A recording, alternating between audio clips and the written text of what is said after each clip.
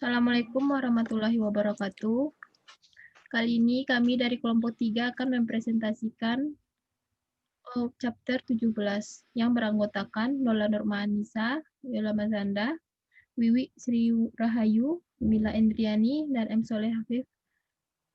Baiklah, selanjutnya kita serahkan kepada pemateri 1, M. Soleh Hafif. Ada M. Soleh Hafif, dipersilahkan. Langsung aja baca, Bang. Ya. Uji goodness of fit, frekuensi yang diharapkan sama. Uji kesesuaian merupakan salah satu uji statistik yang paling umum digunakan. Ini sangat berguna karena hanya membutuhkan tingkat pengukuran nominal, sehingga kami dapat melakukan pengujian hipotesis pada data yang telah diklarifikasi dalam kelompok. Ilustrasi pertama kami dari tes ini melibatkan kasus ketika frekuensi sel yang diharapkan sama.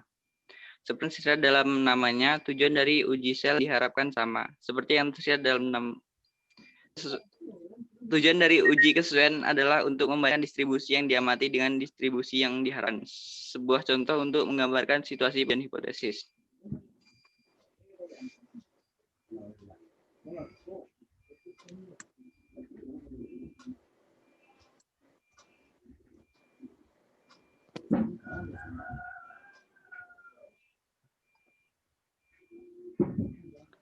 Distribusi chi-square yang digunakan sebagai statistik uji pada bab ini memiliki karakteristik sebagai berikut.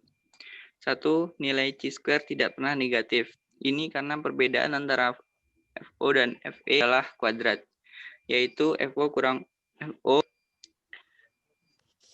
pangkat 2. Yang kedua, terdapat tiga distribusi chi-square. Ada distribusi chi-square untuk 1 derajat kebebasan, satu lagi untuk 2 derajat kebebasan, dan satu lagi untuk 3 derajat kebebasan, dan seterusnya. Dalam jenis ini terdapat kebebasan ditentukan oleh K1, di mana K adalah jumlah kategori sama ke depan. Bentuk distribusi chi kuadrat tidak tergantung pada ukuran sampel, tapi pada jumlah kategori yang digunakan. Misalnya jika dua rata hewan sebuah maskapai penerbangan diklasifikasi dalam salah satu dari 3 kategori personel penerbangan, darat support, dukungan, dan personel administrasi, akan ada K1 sama dengan 3 kurang 1 sama dengan 2. Kita distribusi chi kuadrat mirip positif, namun sering dengan meningkatnya jumlah derajat kebebasan, distribusi mulai mendekati distribusi probabilitas normal. Bagan 17 bagian 2 menentukan distribusi untuk derajat kebebasan tertentu. Perhatikan bahwa untuk 10 derajat kebebasan kurva mendekati distribusi normal.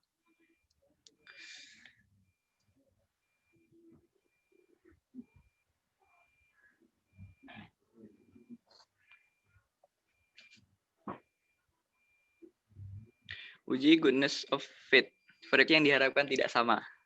Frekuensi yang diharapkan FE pada contoh sebelumnya yang melibatkan hidangan utama yang disukai semuanya sama. Menurut hipotesis 0, diharapkan dari 120 orang dewasa dalam penelitian ini, jumlah yang sama memilih masing-masing dari 4 hidangan utama. Jadi kami mengharapkan 30 untuk memilih ayam, 30 untuk memilih ikan, dan seterusnya.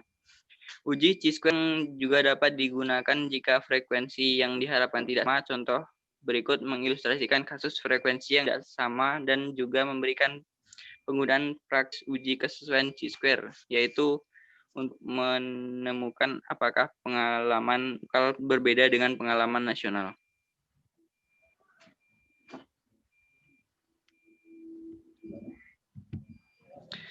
Pendekatan geografis dan statistik untuk mengkonfirmasi normalitas. Kerugian dari uji goodness of fit. Untuk normalitas adalah bahwa distribusi frekuensi dari data yang dikelompokkan dibandingkan dengan kumpulan frekuensi terdistribusi normal yang diharapkan. Ketika kita mengatur data jadi distribusi frekuensi, kita tahu bahwa kita kehilangan informasi tentang data tersebut. Artinya kami tidak memilih data mentah. Ada beberapa pengujian yang menggunakan data mentah daripada data yang dikelompokkan ke dalam frekuensi distribusi. Tes ini termasuk tes normalitas Komogrov, Siminov, Livers, dan Anderson-Darling. Untuk melengkapi uji statistik ini, metode grafis tersedia untuk menilai normalitas distribusi secara visual. Kita gunakan N, P, nilai-nilai untuk menilai hipotesis normalitas. Uji normalitas Anderson-Darling. Ini didasarkan pada dua angka. Satu, membuat dua distribusi kumulatif. Yang pertama adalah distribusi kumulatif data mentah, dan yang lain adalah distribusi normal kumulatif. Yang kedua, membandingkan dua distribusi kumulatif dengan mencari perbedaan numerik absolut besar antara kedua distribusi. Dengan menggunakan uji statistik, jika perbedaannya besar, maka kami menolak hipotesis bahwa data berdistribusi normal.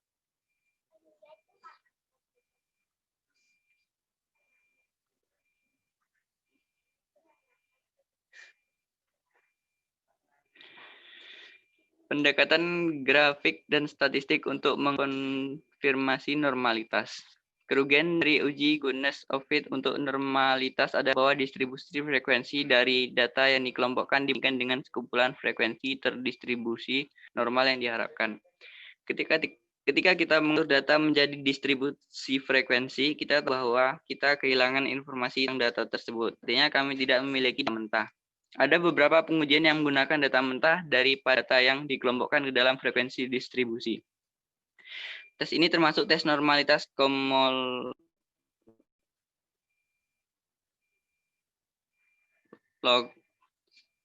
Simonov, Livers, Anderson-Darling. Untuk mencapai uji statistik ini, metode grafis tersedia menilai normalitas distribusi secara visual. Kita gunakan NP nilai-nilai untuk menilai hipotesis normalitas uji normalitas Anderson-Darling.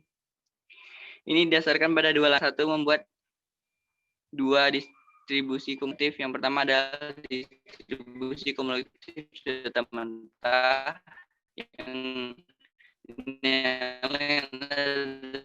distribusi normal kumulatif. Ini kan dua distribusi kumulatif dengan mencari perbedaan jika perbedaan data berdistribusi normal.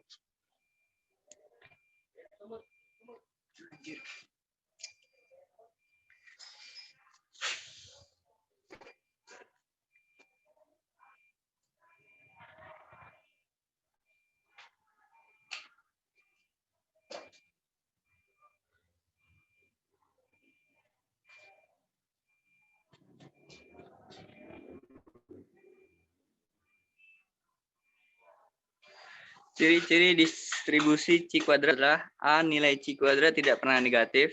B. Distribusi C kuadrat miring positif. C. Ada sebuah keluarga distribusi C kuadrat. D. Setiap kali derajat kebebasan berubah, distribusi baru bentuk. E. Derajat kebebasan meningkat, distribusi kati distribusi normal.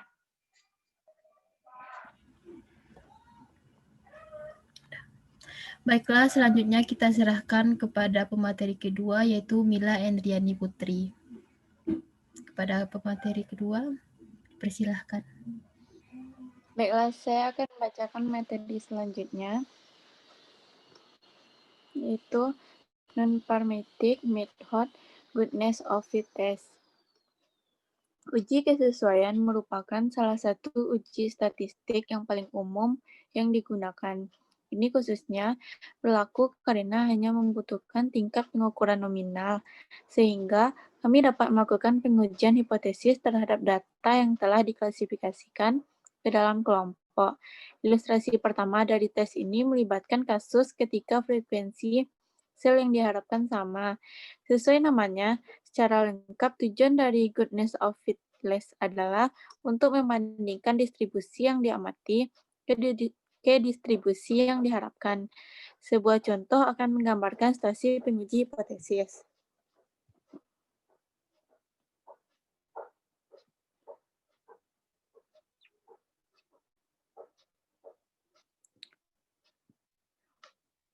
Slide selanjutnya.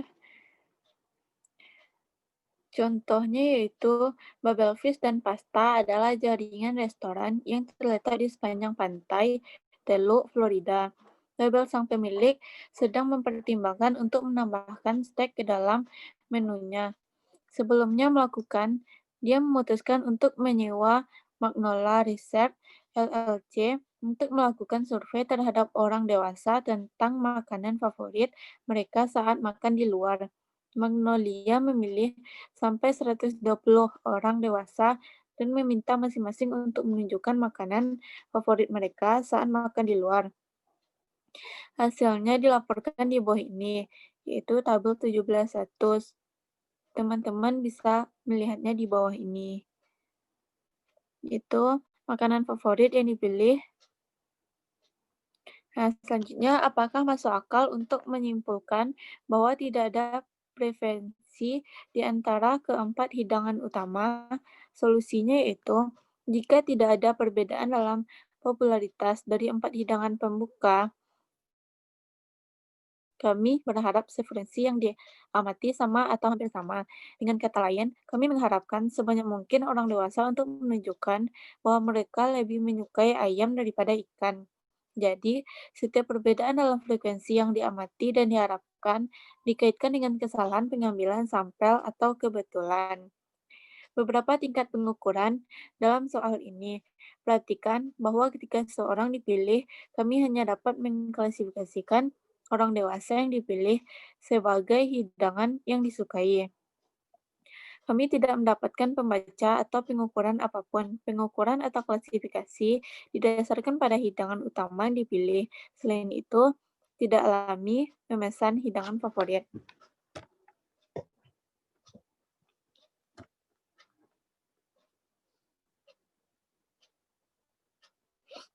Nah, contohnya, tidak ada hidangan yang dianggap lebih baik dari orang yang lain.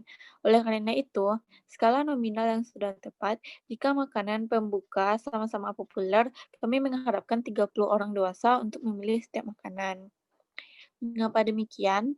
Jika ada 120 orang dewasa dalam sampel dan 4 kategori, kami berharap seperempat dari mereka yang disurvei akan memiliki setiap hidangan utama. Jadi, 30 ditemukan oleh 120 per 4 adalah frekuensi yang diharapkan untuk setiap kategori atau sel, dengan asumsi tidak ada preferensi untuk salah satu makanan pembuka.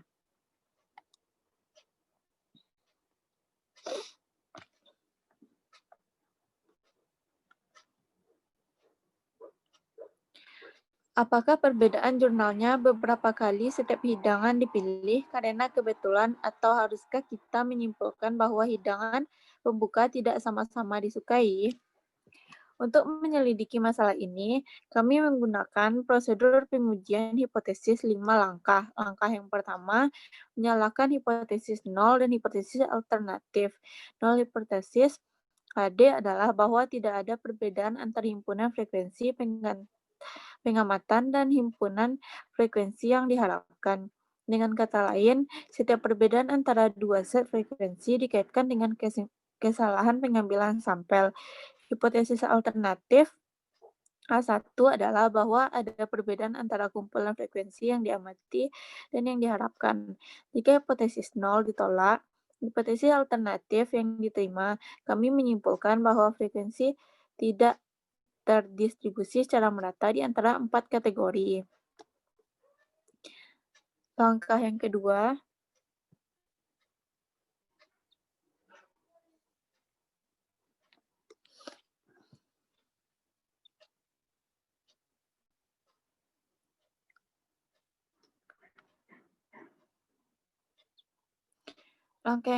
itu pilih tingkat signifikasi.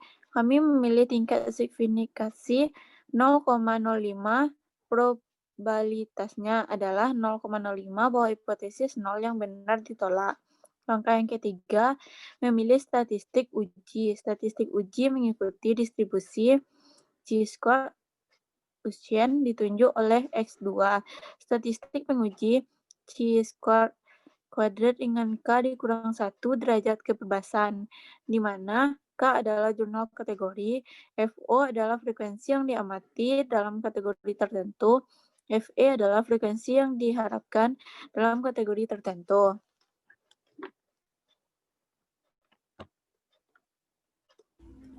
Baiklah, selanjutnya kita serahkan kepada pemateri yang ketiga, yaitu Wiwi Sri Rahayu. Kepada Wiwi dipersilahkan. Terima kasih moderator. Baiklah, saya akan melanjutkan materi selanjutnya, yaitu langkah keempat. Slide selanjutnya.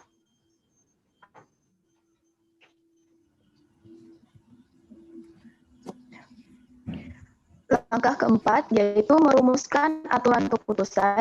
Ingatlah bahwa aturan keputusan dalam hipotesis pengujian adalah nilai yang memisahkan wilayah di mana kami tidak menolak H0. Dari wilayah H0 ditolak, angka ini disebut nilai kritis. Seperti yang akan segera kita lihat, distribusi C kuadrat sebenarnya adalah suatu keluarga distribusi. Setiap distribusi memiliki bentuk yang sedikit berbeda, bergantung pada jumlah derajat kebebasannya. Angka derajat kebebasan adalah K1, di mana banyaknya kategori. Dalam soal khusus ini ada 4 kategori, 4 makanan pembuka. Karena ada 4 kategori, maka ada K1 sama dengan 4 kurang 1 sama dengan 3 derajat kebebasan. Sebagaimana dicatat, sebuah kategori disebut sel, dan ada 4 sel, nilai kritis untuk 3 derajat kebebasan dan tingkat signifikasi 0,05. Dapat dilihat pada lampiran B3, porsi dari tabel tersebut ditunjukkan pada tabel 17 bagian 3. Nilai kritisnya adalah 7,815, ditemukan dengan menempatkan 3 derajat kebebasan di margin kiri dan kemudian memindahkan horizontal ke kanan dan membaca nilai kritis di kolom 0,5. Selanjutnya,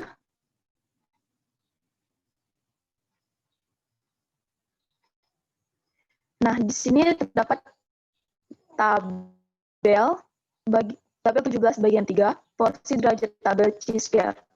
Sini kita dapat mencari nilai kritisnya adalah hasilnya 7,8815 ditemukan dengan menempatkan angka 3 derajat kebebasan di margin kiri dan kemudian memindahkan horizontalnya ke kanan dan membaca nilai kritis di kolom 0,5. Aturan keputusannya adalah menolak hipotesis 0 jika nilai chi-square yang dihitung lebih besar dari 7,815. Jika kurang dari atau sama dengan 7,815, kami gagal menolak hipotesis 0. Di bagian 17, bagian 1 menunjukkan aturan keputusan. Nah, dapat dilihat bagiannya. Aturan keputusan menunjukkan bahwa jika ada perbedaan besar antara frekuensi yang diamati dan yang diharapkan menghasilkan Y yang dihitung lebih dari 7,815, hipotesis 0 harus ditolak. Tapi jika perbedaan antara F dan F kecil, nilai X yang dihitung akan menjadi 7,815 atau kurang. Dan hipotesis 0 tidak boleh ditolak. Alasannya adalah bahwa perbedaan kecil antara frekuensi yang diamati dan yang diharapkan mungkin terjadi secara kebetulan. Ingat, 120 pengamatan adalah sama populasi. Selanjutnya, langkah kelima, hitung nilai chi-square dan buat keputusan. Dari 120 dewasa dalam sampel, 32 menunjukkan hidangan favorit mereka adalah ayam. Perhitungan dilaporkan pada tabel 17 bagian 1. Perhitungan untuk chi-square mengikuti. Perhatikan lagi bahwa frekuensi yang diharapkan adalah sama untuk setiap sel. Untuk kolom pertama, tentukan perbedaan antara masing-masing FO dan FE. Itu adalah FO kurang FE, jumlah perbedaan ini 0. Untuk kolom kedua, kuadratkan perbedaan antara masing-masing yang diamati dan yang diharapkan frekuensi, yaitu FO kurang FE pangkat 2. Untuk kolom ketiga, bagi hasil untuk setiap pengamatan dengan yang diharapkan frekuensi, yaitu FO kurang FE pangkat 2 per FE. Terakhir, jumlahkan nilai-nilai ini, hasilnya adalah nilai H2 yaitu 2,20. Selanjutnya. Nah, di situ adalah tabel-tabelnya yang tadi. X yang dihitung dari 2,20 tidak ada di wilayah penolakan. ini kurang dari nilai kritis 7,815. Oleh karena itu, keputusannya adalah tidak menolak hipotesis nol. Kami menyimpulkan bahwa perbedaan antara frekuensi yang diamati dan yang diharapkan bisa jadi karena kebetulan. Berarti tidak ada preferensi antara 4 hidangan utama. Kita dapat menggunakan software untuk menghitung nilai chi-square output dari megastat berikut. Langkah-langkahnya ditunjukkan di bagian perintah perangkat lunak di akhir bab. Nilai yang dihitung dari chi-square adalah 2,20. Nilai yang sama diperoleh dalam perhitungan sebelumnya. Nah, perhatikan juga nilai P adalah 5,319, jauh lebih besar dari 0,05. Nah, slide selanjutnya akan dijelaskan oleh Nola Normanisa. Dikembalikan kepada moderator.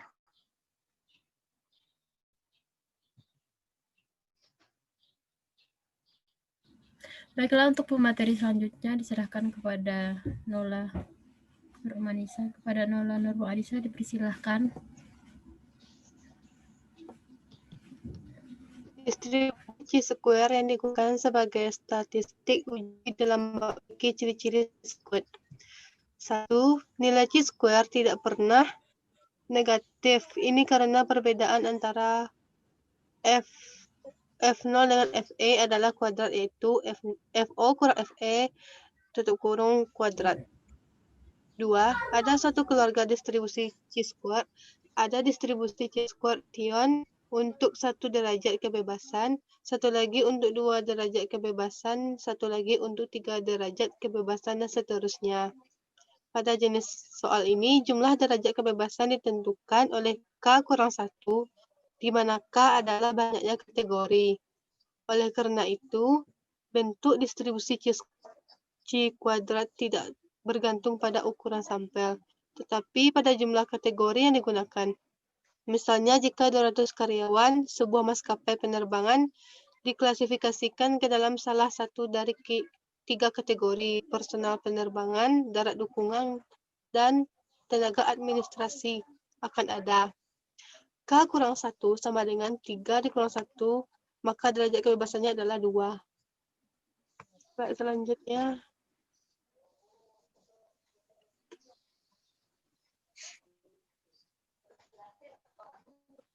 Tiga, distribusi chi kuadrat miring positif, namun seiring banyaknya derajat kebebasan meningkat, distribusi mulai mendekati distribusi proporsional.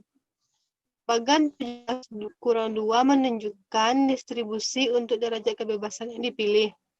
Berikut, perhatikan bahwa untuk 10 derajat kebebasan kurva mendekati distribusi normal. Lanjut ya.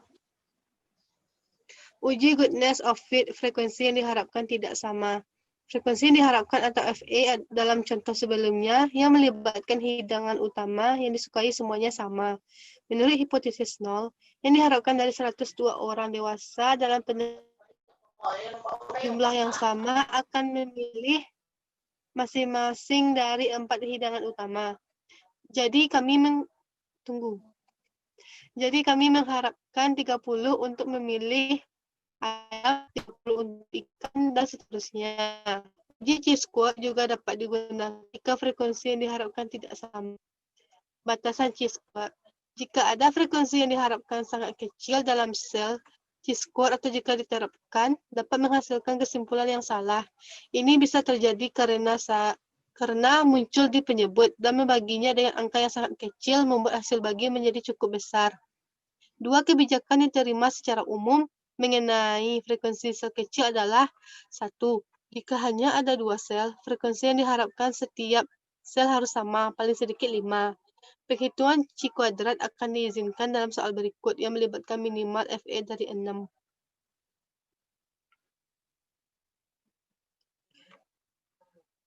Dalam tabel, untuk F0 literat itu sebesar 641, FE-nya 642, dan literat FO-nya 7 dan FE-nya 6. Kedua, Untuk lebih dari 2 sel, Q-score sebaiknya tidak digunakan jika lebih dari 20% dari FE. Sel memiliki frekuensi yang diharapkan kurang dari 5. Menurut kebijakan ini, tidak tepat menggunakan uji kesesuaian pada data berikut. 3 dari 7 sel atau 43% memiliki frekuensi yang diharapkan kurang dari 5. Berikut datanya. Lanjut. Untuk menunjukkan alasan kebijakan 20% tersebut, kami melakukan uji goodness of fit pada data di atas pada level manajemen. Berikut output megastaff-nya. Dapat dilihat pada gambar berikut. Lanjut.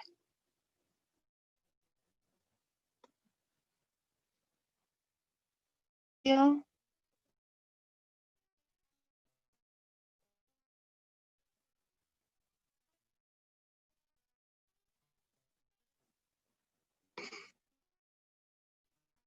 Untuk pengujian ini pada tingkat signifikansi 0,05, H0 ditolak jika nilai Chi-square yang dihitung lebih dari 12,592. Nilai yang dihitung adalah 14,01, jadi kami menolak hipotesis 0 bahwa frekuensi yang diamati mewakili sampel acak dari populasi nilai yang diharapkan. Periksa keluaran megastat. Lebih dari 98% nilai Chi kuadrat yang dihitung oleh 3 wakil kategori presiden, yaitu 4.500 ditambah 250 ditambah 9.000 dibagi 14.008.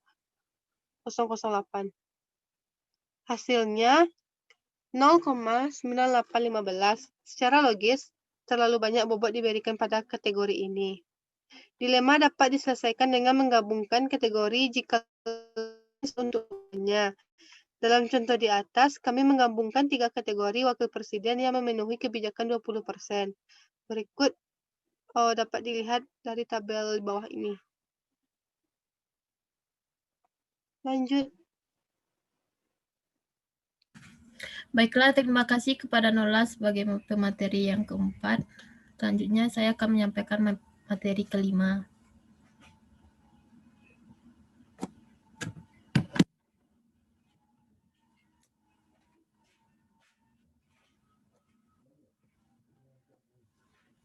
Nilai yang dihitung dari Chi-square dengan kategori yang direvisi adalah 7,26. Lihat keluaran megastat berikut. Nilai ini lebih kecil dari nilai kritis 9,488 untuk 0,05 tingkat signifikansi. Oleh karena itu, hipotesis 0 ditolak pada tingkat signifikansi 0,05. Hal ini menunjukkan tidak ada perbedaan yang signifikan antara sebaran pengamatan dan sebaran yang diharapkan. Bisa kita lihat pada tabel berikut. Ini adalah sebaran pengamatan dan ini adalah sebaran yang diharapkan. Menguji hipotesis bahwa suatu distribusi data dari bagian populasi normal. Di bagian 17,2 yang dimulai pada halaman 649, kami menguji uji kesesuaian untuk dibandingkan keserangkaian pengamatan yang diamati dengan satu set pengamatan yang diharapkan. Dalam contoh tentang bubas, fish, and pasta. Frekuensi yang diamati adalah makanan pembuka yang dipilih oleh sampel 120 orang dewasa. Kami menentukan frekuensi yang diharapkan dengan mengasumsikan tidak ada preferensi untuk salah satu dari 4 hidangan pembuka. Jadi 1/4 atau 30 orang dewasa. Diharapkan memilih setiap hidangan. Di bagian ini kami membandingkan frekuensi observasi yang dikelompokkan ke dalam distribusi frekuensi dengan frekuensi yang diharapkan jika sampel observasi berasal dari populasi normal. Mengapa tes ini penting? Pada bagian 11,4 kami mengasumsikan dua populasi mengikuti distribusi normal saat kami menguji perbedaan rata-rata.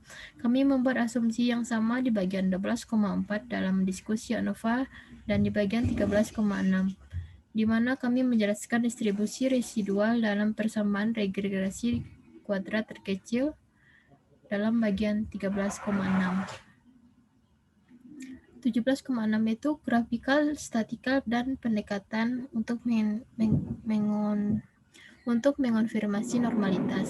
Kerugian dari uji goodness of fit untuk normalitas adalah bahwa distribusi frekuensi dari data yang dikelompokkan dibandingkan dengan kumpulan frekuensi distribusi normal yang diharapkan. Ketika kita mengatur data menjadi distribusi frekuensi, kita tahu bahwa kita kehilangan informasi tentang data tersebut. Artinya, kami tidak memiliki data mentah. Ada beberapa pengujian yang menggunakan data mentah daripada data yang dikelompokkan dalam frekuensi distribusi. Tes ini termasuk tes normalitas Kolmogorov-Smirnov, Dili-Force, and Anders-Darling. Untuk melengkapi uji statistik ini, metode grafis tersedia untuk menilai normalitas distribusi secara visual. Kami menggunakan nilai P untuk hipotesis normalitas. Kami akan fokus pada uji normalitas Anderson-Darling. Ini didasarkan pada 2 langkah. 1, kami membuat 2 distribusi kumulatif. Yang pertama adalah distribusi kumulatif data mentah, yang lainnya adalah distribusi normal kumulatif. 2, kami membandingkan 2 distribusi kumulatif dengan mencari yang terbesar. Perbedaan numerik mutlak antara 2 distribusi dengan menggunakan uji statistik. Jika perbedaan besar, maka kami menolak hipotesis nol bahwa data distribusi normal. Selain itu, kami dapat membuat grafik distribusi kumulatif dari data mentah dan distribusi dari non-kumulatif. Grafik distribusi normal kumulatif adalah garis lurus. Grafik data mentah akan tersebar di sekitar garis lurus yang mewakili normal kumulatif. Dengan menggunakan grafik, kita dapat mengamati bahwa data terdistribusi normal jika sebaran relatif dekat dengan garis lurus yang merepresentasikan distribusi kumulatif normal.